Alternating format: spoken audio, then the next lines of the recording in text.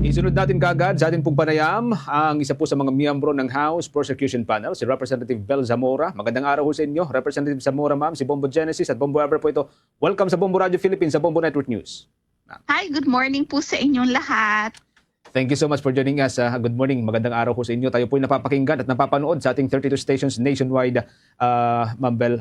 Unahin ko po yung observation po ninyo kahapon. Ang unang umusyon po ng prosecution na ipa-arraign si VP Sara in absentia ay dinenay ng Senate Impeachment Court. Are you considering this as a setback, ma'am? Actually, sa totoo lang po, hindi naman po setback for us yun. Of course, we tried with our motion dahil po sumusunod lang naman tayo sa rules ng Senate at nakalagay naman po doon na the respondent shall enter a plea.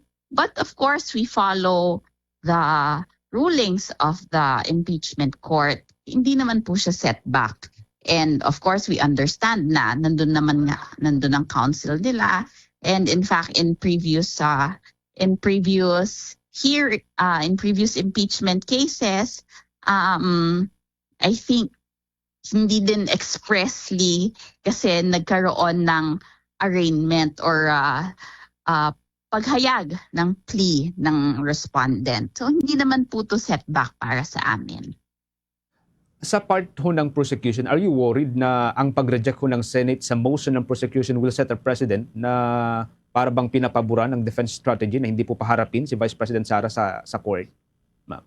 Hindi naman po kami worried. Alam nyo, sa korte, lahat naman po ay dinidinig ng mga motions ng bawat side. Mahabang proseso pa po ito.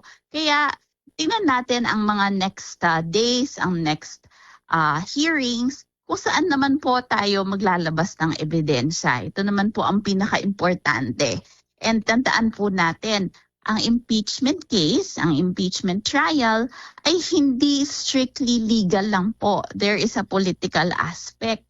Kaya hindi tayo hindi strict ang pag-implement ng rules of court at sinabi po yan ng ating presiding officer kahapon.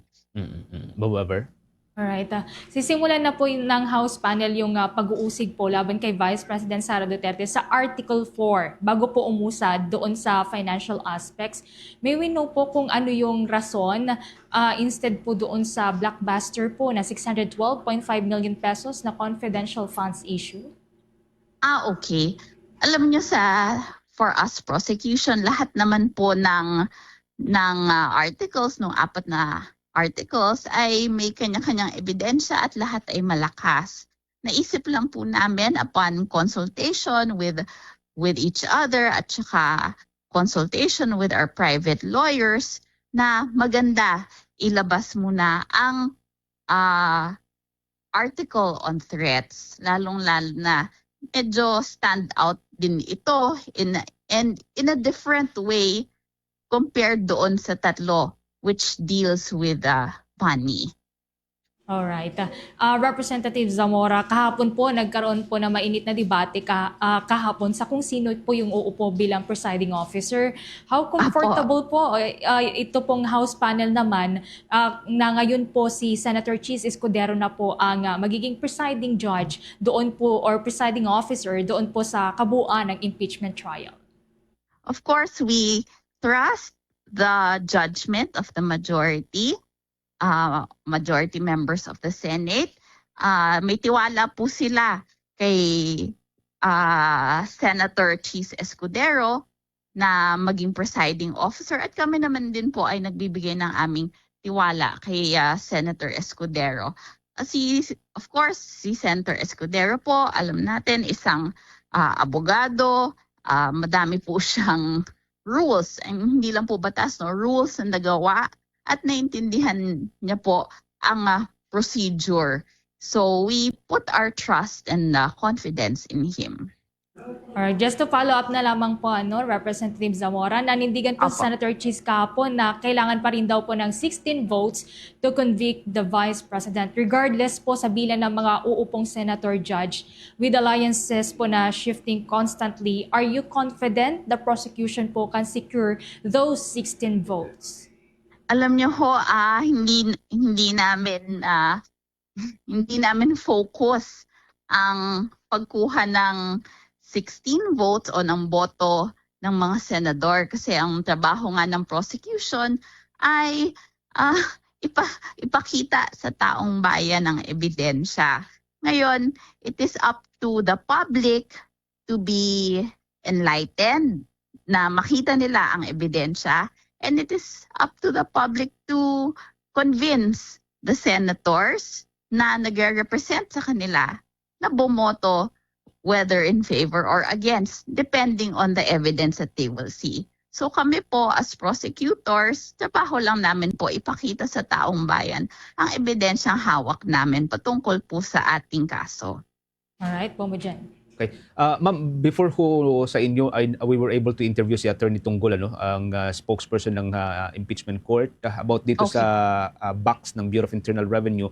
Sabi niya, mamayang alas 8 or alas 9, ibabalik na po sa Bureau of Internal Revenue. Ngayon, ang tanong ko is this, sa part po ng prosecution, anong tingin ho ninyo dito? Is this just a matter of procedural housekeeping or will this slow down yung momentum ho ng prosecution panel para ho dun sa financial aspect ng kaso? Oh, I don't think, and maski ibang prosecutors, we do not think na this will slow down our case po. There are other means by which we can get more evidence. Madami pong hawak na ebidensya ang prosecution patungkol po sa yung unexplained wealth, sa confidential funds, sa bribery, yung mga money-related, financial-related cases. And hindi lang naman itong BIR box na ito. Naintindihan po naman natin kung bakit ginawa ng ating presiding officer yon. And again, meron naman pong ibang recourse ang parties in relation to the contents of the BIR box. Okay. Sa pag-usad po ng trial, Representative Zamora, ma'am, kahapon nakita na ho natin yung initial na banggaan sa pagitan po ng prosecution panel at ng defense panel.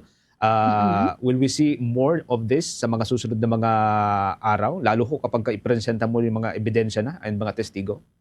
Natural naman po sa isang kaso na magbabanggaan ng mga abogado, ang mga partido. Kaya expected po natin yan. And I hope na makita naman po ng ating public na ang trabaho namin ay hindi mag-judge o mag-decide nitong kasong ito bilang prosecutor. Inilalabas lang po namin ang ebidensya at meron po tayong senator judges na mag-judge ng kaso. And of course, yung publiko nga dapat ang mag-judge ng ating kaso. So expect po natin ang mga banggaan sa impeachment court, natural lang po yun. But that is not a problem. Pero between and among the prosecution panel, wala naman pong, sorry for using this term, friction among the members ng panel? Ay, nako po, wala. Matagal na po kami magkakasama. I mean, patungkol po dito sa impeachment case, no? Nag-umpisa po to January, if I'm not mistaken, December. And last year pa nga po, magkakasama na po kami doon sa failed impeachment natin last year. Kaya we already have developed a very good relationship with one another.